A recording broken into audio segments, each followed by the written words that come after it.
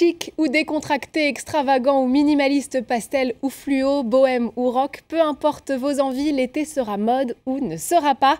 Aujourd'hui, on vous dit tout des tendances estivales en compagnie bien sûr de Pascal Mourier. Bonjour Pascal. Bonjour Louise. Alors on va commencer en passant au crible les défilés prêts à porter printemps-été 2012. Que faut-il porter cet été? On en parle dans quelques instants, mais d'abord voici quelques tendances estivales en images.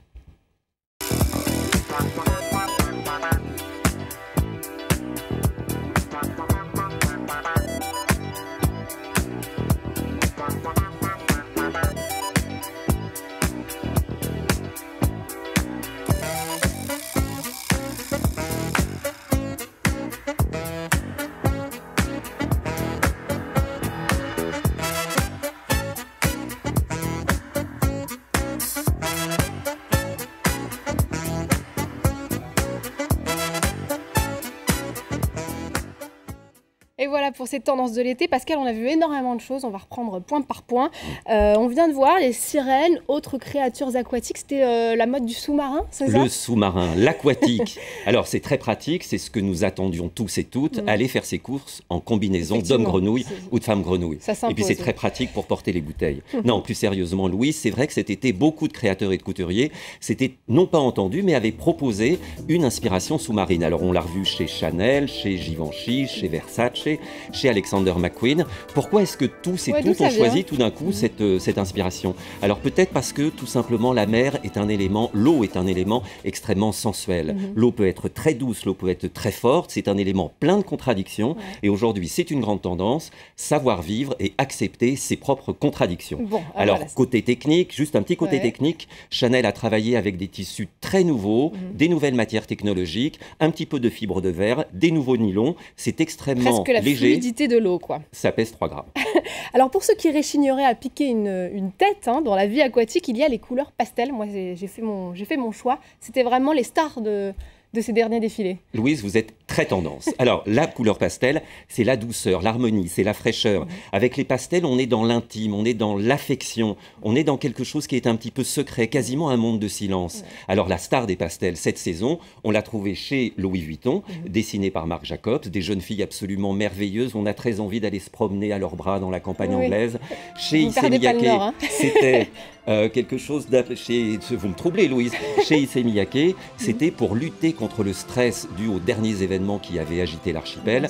Et chez Hussein Chalayan, l'emploi du pastel, c'est plutôt pour éviter d'agresser les gens avec des couleurs primaires. Toujours de la douceur, donc après l'eau. Oui, beaucoup de douceur cette année. Et puis, on a le droit, cet été, de mixer les imprimés à volonté. C'est pas toujours du meilleur goût, mais bon, apparemment, c'est la mode. Louise, aujourd'hui, vous avez tous les goûts. Tous les droits même. Tous les droits, exactement. Vous avez tous les goûts, mais vous avez absolument tous les droits sans exception. Alors l'imprimé se retrouve par exemple chez Dries Van Noten. Là, c'est un imprimé un petit peu intello. Il est allé chercher l'œuvre photographique de James Reeve, qui lui a été lauréat du prix du Festival de hier.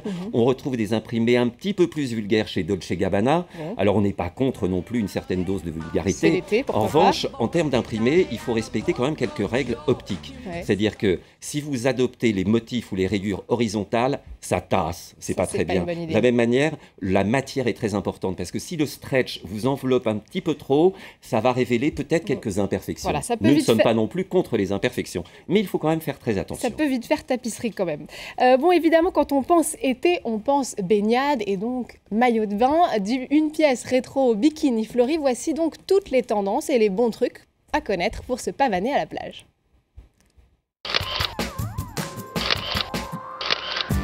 Bikini ficelle, maillot rayé ou coloré, une pièce ou trikini, difficile de choisir. Tous les ans, j'achète un maillot de bain pour renouveler ma garde-robe de maillot de bain. Je préfère en acheter un bien et du coup le garder plus longtemps. Cette année, je choisis un peu à Strass. Bon, ça m'a pris comme ça, puis c'est des envies. Des envies, mais que dit la mode? Les grandes tendances de cette année sont d'une part les maillots de bain qu'on appelle color block, donc avec des couleurs criardes très marquées. Il y a aussi toute la tendance années 50 avec des coupes très 50, des culottes hautes, beaucoup de volants. Un style à trouver, mais qui doit surtout correspondre à la morphologie de chacun. Le maillot de bain, un moyen de sublimer ses atouts, et la mode l'a bien compris. Cette forme de bikini avec des petits nœuds sur le côté, on n'y aurait pas pensé, mais c'est vrai que ça atténuera les petites imperfections que l'on peut avoir au niveau des hanches. De même, une culotte plus large au niveau des côtés s'adaptera plus facilement à une cliente plus androgyne, avec moins de forme au niveau des hanches. Et le dos baille un tout petit peu, donc je vais Les maillots flirtent parfois avec la haute couture. De jolis bijoux à prix fou, comptez 420 € pour celui-ci, car ce petit morceau de tissu aura nécessité des heures et des heures de travail. Je me méfie des dessins, donc je travaille vraiment sur le mannequin, sur le corps, c'est un travail d'architecture. Je dirais que je travaille presque comme un chirurgien parce que c'est au millimètre près. Les professionnels ont le sourire, le marché du maillot de bain ne connaît pas la crise.